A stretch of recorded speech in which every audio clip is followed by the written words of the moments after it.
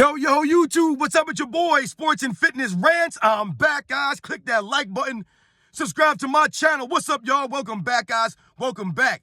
Got another great video for you guys today, as usual. You guys know the deal, man. You know what's about in this channel. We need to put some respect on Michael Jordan, right? And stop all these lies. Stop these people from tearing this man down, right? So we want to put some respect and tell the truth about Michael Jordan, his career, the facts. That's what it's about. Remember, it's not about you believing that Michael Jordan's the greatest of all time or me convincing you of that. Remember that, guys. And I want to thank everybody out there, man. Everybody across the world, everybody across the states, everybody in Canada, the Philippines, Australia, New Zealand, the United Kingdom, France, Belgium, the Netherlands, everybody in Poland, everybody in South Africa, Kenya, Trinidad, Tobago, Jamaica, the Bahamas. Shout out to everybody, Japan. Shout out to all you guys out there, man. Shout out to Mexico, everybody in LA, everybody in New York, everybody in DC, Indianapolis, ATL. If I missed you, I'm sorry, guys, but shout out to all you guys, man. And in this video, we're going to speak about Scottie Pippen and Scottie Pippen being soft, right? Being mentally weak, the soft mental weakness of Scottie Pippen, right? And how he actually held Michael Jordan back several seasons. We're going to talk about it in this video. And you guys know what to do, man. Turn the volume all the way up. Hit that play button. Remember, these videos are for educational purposes. And let's roll. So, yes, guys, on this channel, I've told you guys many, many times, right? We've talked about Scottie Pippen on this channel. And I told you guys that Scottie Pippen was never close to Michael Jordan, right? Scottie Pippen was never the reason the Bulls were winning. He helped the Bulls win, right? But Michael Jordan was the reason. He was always the X factor.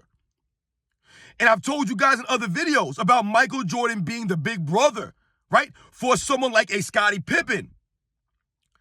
However, I really don't think that people understand how important, right? How important it is what I'm saying about Scottie Pippen being soft, being mentally weak when he came into the NBA, right? That was his handicap. He was mentally weak, Scottie Pippen. He was soft. And there's evidence of this, right? We've talked about this before. So remember, guys, we must think about Michael Jordan, right? Like I said, being the big brother for someone like a Scottie Pippen and what that really means and what that meant to him and his development. Now, I tell you guys oftentimes, right, about role players, right? Scottie Pippen came in as a role player. He did not come into the NBA as a superstar, right? A highly touted recruit or something like that, or highly draft pick. Yes, he was the top draft pick for the Chicago Bulls. However, we must remember, right? Scottie Pippen did not come in with all the hype.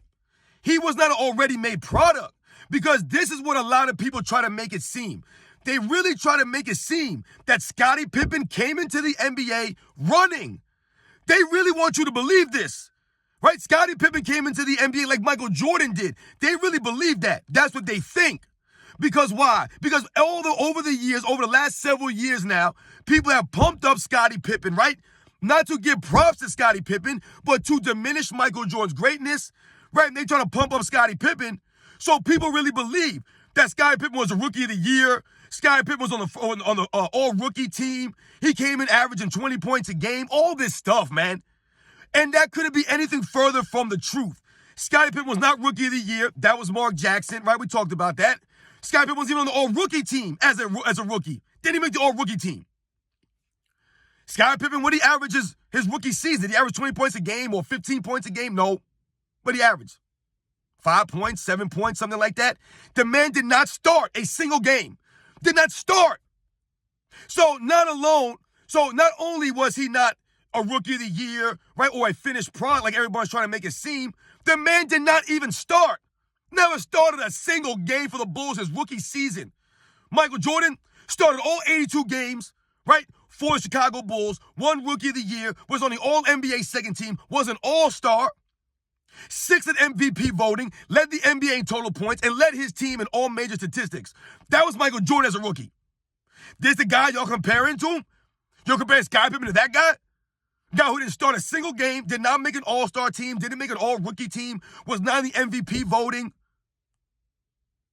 did not lead the Bulls in any statistic. So when we talk about Michael Jordan, right, and we always say that Michael Jordan built Scottie Pippen up, right, into the player that he became, I always tell you guys, it was mentally. That was the problem for Scottie Pippen. Michael Jordan saw potential in Scottie Pippen. I've told you, the coaches have said that before. It was Michael Jordan who was pushing Scottie Pippen in practice. Not the other guys.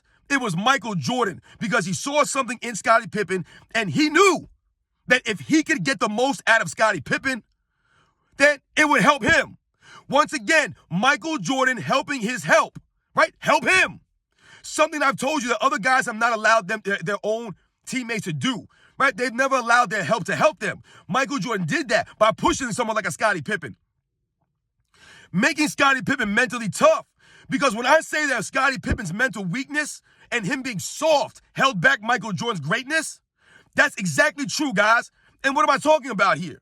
Well, let's think about the 1989 Eastern Conference Finals, right? And I've talked about some of this before.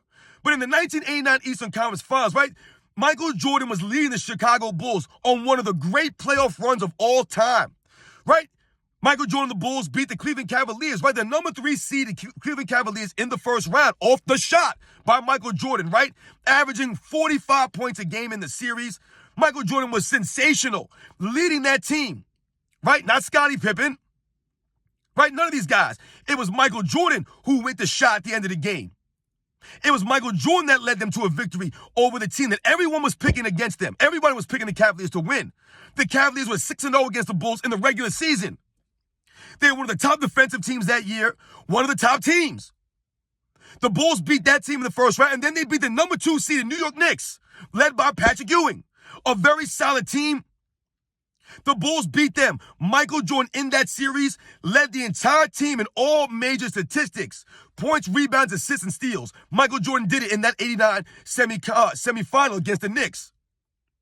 So now they would go into the Eastern Conference Finals against the Detroit Pistons, right? And the Detroit Pistons, right, were coming off of a finals appearance in 1988. And in 1989, they were the number 1 team in the NBA. They were the top defensive team in the NBA. And during that playoff run, the Detroit Pistons had lost 0 games going into that finals, the Eastern Conference Finals against the Chicago Bulls. The number 6 seeded Chicago Bulls that Michael Jordan was carrying. And in that series, the Bulls would go up 2-1 in that series. Michael Jordan playing out of his mind, leading the Chicago Bulls from a double-digit deficit in that third game, I believe, if I remember correctly, putting them up 2-1. Michael Jordan had, I believe, 7 or 8 40-point games during that playoff run. Just during that 89 playoff run alone. 7 or 8 40-point games. So it would come down to a game 6. The Bulls would be down 3-2. And what would happen in game 6? Right? The mental weakness of a Scottie Pippen, right? The softness of Scottie Pippen, the physical softness of this man. And what happens? Bill Laimbeer would elbow Scottie Pippen in the head in game 6. Scottie Pippen would play 1 minute in that game. 1 minute, guys.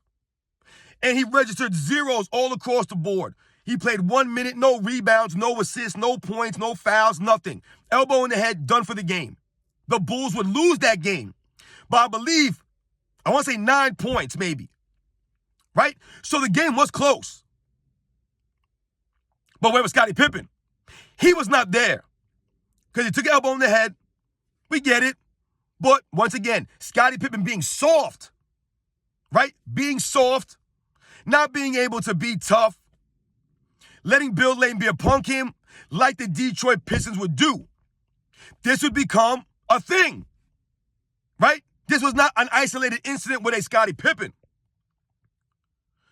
So we think about the next year, right? The following season, 1990, same scenario, Eastern Conference Finals against the Detroit Pistons. And this year it would go what? 7 games, right? It would go 7 games. And what would happen in game 7? Scottie Pippen would have a migraine or a headache or something. He would play 43 minutes or 42 minutes. and score what? 2 points.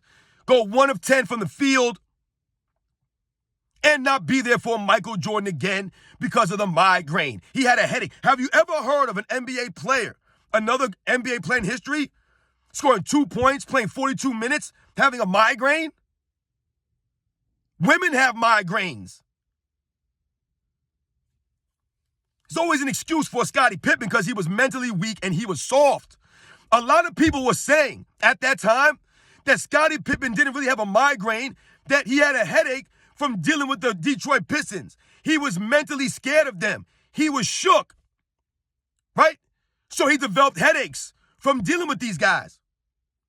This is Scottie Pippen. This is the same guy that they'll tell you carried Michael Jordan, that Michael Jordan didn't do anything without Scottie Pippen. Once again, we're highlighting the many times that Scottie Pippen was not there for Michael Jordan, because we can easily say if Michael Jordan could have got a little bit of help in 1989, they might have been able to beat the Pistons that year. But Scottie Pippen averaged what? 9 points a game, 6 rebounds, 4 assists in that series? Shooting what? 40% from the field, 55% from the free throw line. This is Scottie Pippen, guys, in 1989 against the Pistons. I told you, his second best player against the Pistons was Craig Hodges. We think about 1990, Game 7. Once again, Scottie Pippen was not there for Michael Jordan. Michael Jordan scored 31 points in that Game 7. I believe he had 9 assists and I believe 7 or 8 rebounds in that Game 7. Might even have more than that. But in that Game 7, his next high-scoring teammate had 10 points. 10 points. Horace Grant with 10 points on 3 of 17 shooting. That was Michael Jordan's help in Game 7. Not Scottie Pippen. So once again, Scottie Pippen costing Michael Jordan a trip to the finals, an opportunity at a championship because he was not mentally prepared. He was not mentally ready.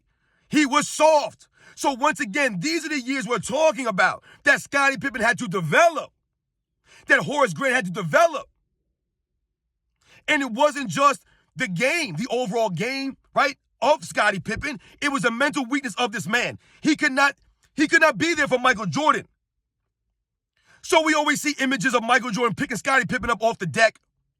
Right? That was Scottie Pippen. Always getting knocked down. We see images of Michael Jordan going nose to nose with the bad boy Pistons, sticking up for Scottie Pippen because of his mental weakness. Due to him being intimidated by these guys. Michael Jordan was never intimidated by any of these guys. He was never intimidated by the Pistons. I love when I hear Isaiah Thomas talk about Michael Jordan cry to the league about the way that they played. Let's get one thing straight when we hear him say these things. Isaiah Thomas is salty that he didn't win more, that the Bulls took them out that next season. But let's also keep in mind, the Detroit Pistons were a very good defensive team. However, they were a dirty team. And they were a team that was going to get someone hurt. Ask Larry Bird about the Pistons and how much respect he had for them and their dirty tactics. Ask some of the players from the Lakers about the dirty tactics of the Detroit Pistons. No one respected the Detroit Pistons and their antics. They respected them as a team, right? And what they brought to the table as a team. But they were a dirty team. They were dirty. So there were a lot of people complaining about the Detroit Pistons back in them days because that was not basketball. So once again, where was Scottie Pippen? He was not there for Michael Jordan, right? So he wasn't there in 88. He wasn't there in 89. He wasn't there in 90. And even in 1991 and 92, right, in 93, these years, Michael Jordan still had to be the big brother for Scottie Pippen. He had to continue to push him in practice, hold him to a standard, right? Build his confidence.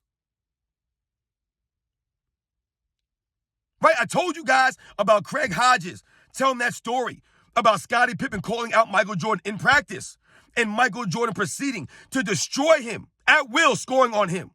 Right? And a lot of people tell you that Scottie Pippen was a greater defensive player than Michael Jordan. We know that's not true. But Scottie Pippen was a great defensive player, but he could not stop Michael Jordan in practice. Could not stop him. To the point where Scottie Pippen had to tell Michael Jordan to slow down. But he built his confidence going against Michael Jordan because he felt if he could hold his own against the greatest player of his era, then that spoke volumes to him. It helped with his confidence. But we see the screenshots, the video footage of Michael Jordan going nose to nose with the Detroit Pistons, even in 1991, sticking up for Scottie Pippen against guys like Mark Aguirre, against guys like Dennis Rodman, because that was not Scottie Pippen's demeanor. He was not a leader, and he was easily intimidated. He was mentally soft and weak. We think about Michael Jordan going nose to nose with Xavier McDaniel in the 1992 Eastern Conference semifinals, right? 7 games. That was Michael Jordan sticking up for Scottie Pippen because Scottie Pippen was being intimidated by someone like Xavier McDaniel. There are many times when Scottie Pippen was intimidated. We think about Jerome Kersey in the 1992 NBA Finals, intimidating Scottie Pippen, trying to push around Scottie Pippen. But Michael Jordan was always there for him, always had his back, and Scottie Pippen knew that. That's why his confidence grew. All these years later, Scottie Pippen is still weak-minded and soft. And how is he weak-minded and soft? Because he's affected by things all these years later. Now he wants to come out and speak against Michael Jordan and lie about Michael Jordan. Right? That goes to his mental weakness, the kind of person that Scottie Pippen is. Right? He's not a leader. He's not a real man. What kind of real man does this stuff all these years later? Starts to make up stories and lie and bend reality. I told you, we don't respect that. That's no integrity. You're not carrying yourself with any honor. Scottie Pippen is not honorable. And we always respected this man. But once again, all these years later, he's trying to rewrite the history that we watched growing up. And we know Scottie Pippen was soft. He's not a tough guy. He was never tough. He only acted tough when he had Michael Jordan behind him. That's when he was a tough guy. When Michael Jordan wasn't there in 1994, what did he do? He pouted and moaned on the bench and refused to go in the game to help his team win. Supposed to be a leader. Once again, Scottie Pippen was never a leader on the Chicago Bulls. Scottie Pippen was never a scorer, right? He could never shoot. So that's why I tell you, when we talk about Scottie Pippen developing and Michael Jordan having him develop, it wasn't about him developing a jump shot or a handle, right? It wasn't about that. It was about him developing mentally and physically, getting tougher and more confident to help Michael Jordan. Because he wasn't helping Michael Jordan in 89 and 90. He was not. If Michael Jordan could have got a little bit of help from Scottie Pippen, the great Scottie Pippen, the Bulls would have had a chance to win in 89 and 90. The Bulls probably would have won in 1990. They could have had 4 championships in a row.